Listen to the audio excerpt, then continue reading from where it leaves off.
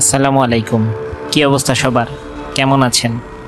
আশা করছি সবাই ভালো আছেন। আজ আমরা ইসরায়েলের ইতিহাস সম্পর্কে জানব। তো চলুন শুরু করি।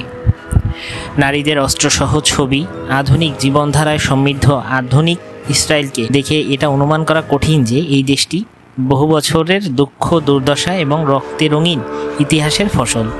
আসলে ইসরায়েল পৃথিবীর একমাত্র দেশ যেখানে ইহুদিদের শাসন চলমান। 1940 সালের পূর্বে ইহুদিরা বিশ্বের বিভিন্ন প্রান্তে ছড়িয়ে ছিটিয়ে ছিল। বিশেষ করে ইউরোপই তাদের দেশে পরিণত হয়েছিল। দ্বিতীয় বিশ্বযুদ্ধে হিটলারের নাৎসি বাহিনী ইহুদিদের হত্যা করেছিল এবং হাজারো ইহুদি যখন হিটলারের হাতে মারা পড়ল, তখন ইহুদিরা তাদের নিজেদের দেশ দাবি করে যাতে তারা সেখানে বসবাস করতে পারে এবং নিজেদের বংশধরদের নিরাপদে রাখতে পারে। হাজারো ইহুদি যখন হিটলারের হাতে মারা পড়ল, তখন ইউরোপের ইহুদিরা, বিশেষ করে জার্মানির ইহুদিরা, ভূমধ্যসাগরীয় তীরবর্তী একটি ছোট ভূখণ্ডকে নিজেদের দেশ হিসেবে দাবি করে বসে, যেটাকে ফিলিস্তিন বলা হয়েছিল। আফ্রিকা, ইউরোপ এবং পৃথিবীর বিভিন্ন জায়গা থেকে ইহুদিরা এখানে আসতে লাগলো। এ সময় তাদের চোখে স্বপ্ন ছিল, নিজ দেশের স্বপ্ন, নিজেদের স্বাভাবিক জীবনযাপনের স্বপ্ন, নিজের স্বজাতির সাথে থাকার স্বপ্ন, যাতে করে তাদের ভাগ্য ইউরোপিয়ানরা না লিখতে পারে। কিন্তু প্রশ্ন আসে, পৃথিবীর বিভিন্ন জায়গা থেকে ইহুদিরা ফিলিস্তিনে আসতে লাগলো কেন? কেনই বা তারা এই ছোট দেশটিকে নিজেদের বলে দাবি করল? ইহুদিদের ইতিহাস এবং ইসরায়েলের কাহিনী বোঝার জন্য চলুন ইতিহাস ঘেটে আসি। ঘটনার সূত্রপাত হয় আনুমানিক 4000 বছর পূর্বে। এ সময় ছিল মেসোপটেমিয়া সভ্যতার, যেখানে মূর্তি পূজা হতো। এ সময়ে এখানে বিশেষ কোনো ধর্ম প্রচলিত ছিল না এবং সমাজ ব্যবস্থাও ঠিকমতো গঠিত হয়নি। এখানে জন্ম হয় হজরত ইব্রাহিম আলাইহিস সালামের, যিনি আব্রাহাম যুগে শুরু করেন। এনার বংশধরেরা ইহুদি, খ্রিস্টান এবং ইসলাম ধর্ম প্রচার শুরু করেন। এ সময় ইব্রাহিম আলাইহিস সালাম ধীরে ধীরে ল্যান্ড অফ ক্যানেলের দিকে অগ্রসর হন, যা আজকের দিনে ইসরায়েল এবং ফিলিস্তিন নামে পরিচিত। তিনি সেখানে ধর্ম প্রচার শুরু করেন। তিনি ইসলাম ধর্ম প্রচার করা শুরু করেন।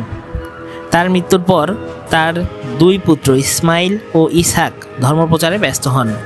ইসমাইল ইসলাম ধর্ম প্রচার করেন এবং ইসহাকের যে বংশধররা আসলো তাদের খ্রিস্টীয়রা জ্যাকব, ইহুদিরা ইসরায়েল এবং মুসলিমরা ইয়াকুব বলা শুরু করলো।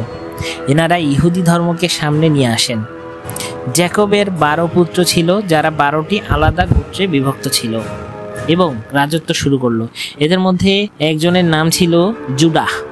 ইনি প্রথম ইহুদি ধর্মের স্থাপনা করেন।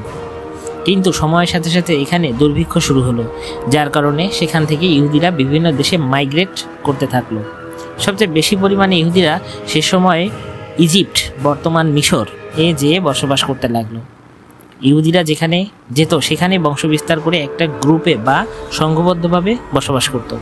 এ কারণেই তারা ব্যবসা বাণিজ্যে সবসময় এগিয়ে ছিল। এদের উন্নতিতে ইজিপ্টের তৎকালীন রাজা ভয় পেতে লাগলো যে যদি এভাবে ইহুদিদের সংখ্যা বাড়তে থাকে তবে সেই দিন বেশি দূরে নয় যেদিন ইহুদিরা পুরো ইজিপ্ট দখল করে নেবে। তাদের ব্যাপক বিস্তৃত বংশ সেখানকার রাজাকে ভাবিয়ে তুলল। তখন ইজিপ্টের রাজা ইহুদিদের বংশবিস্তার রোধ করার জন্য এমন আদেশ দিলেন যেটা শুনে সকলের রুহ কেঁপে উঠল।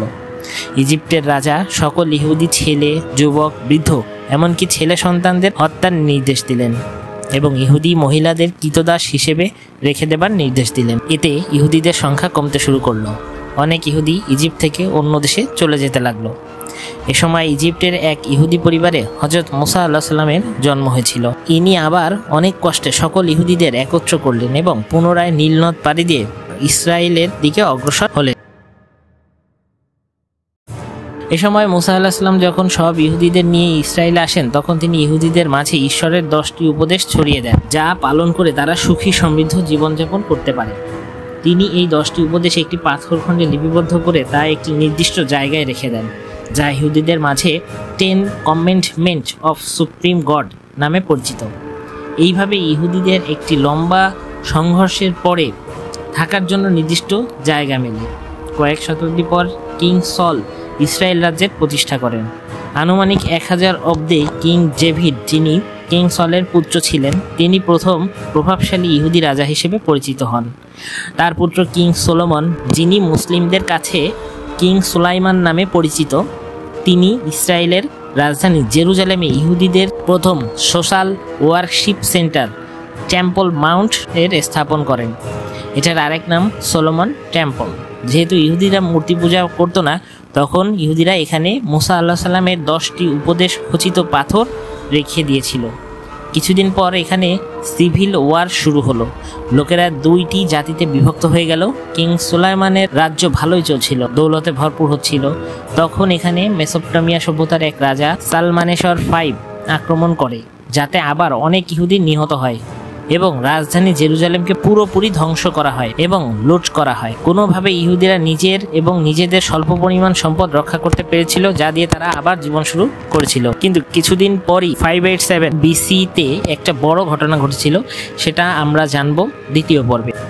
ভিউয়ার্স, ইসরায়েলের ইতিহাস এই ভিডিওটি 5টি পর্বে ধারাবাহিকভাবে প্রকাশিত হবে। ভিডিওটি যদি আপনাদের ভালো লেগে থাকে তাহলে আপনাদের বন্ধুদের সাথে শেয়ার করুন। চ্যানেলটি সাবস্ক্রাইব করে আমাদের সাথেই থাকুন। ধন্যবাদ।